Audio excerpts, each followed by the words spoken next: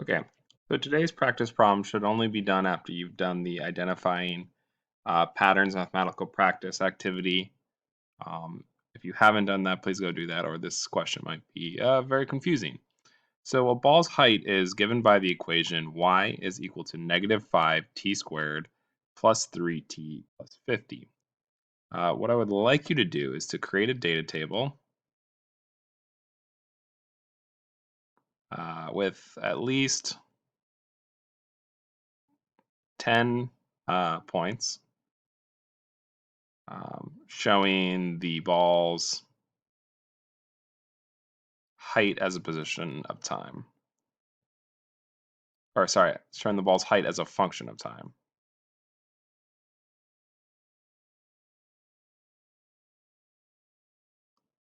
After that, I want you to calculate the first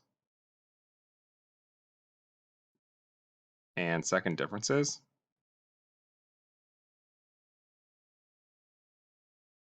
And then after that, graph y, graph the first difference, and graph the second difference. Okay, so quite a bit to do today in today's practice problem. Just to review one more time, a ball's height is given by the equation y equals -5t squared plus 3t plus 50. Create a table with at least 10 points showing the ball's height as a function of time. Remember, this t here is time and y is our height. Okay.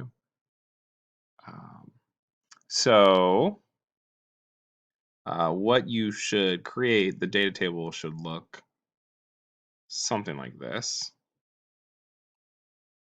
where you have time, you have y, your height, you have your first difference, and then you have a column. Oops. So you have a column for your second difference. Okay.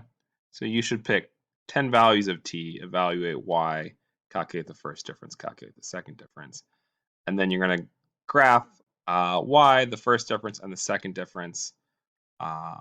So 3 different graphs, right? Your first graph should have y and t. Your second graph should be the first difference and t. And then your third graph should be t and the second difference. Okay, so that's what I'm looking for in terms of your answer. You've got the data table and then you have your 3 graphs.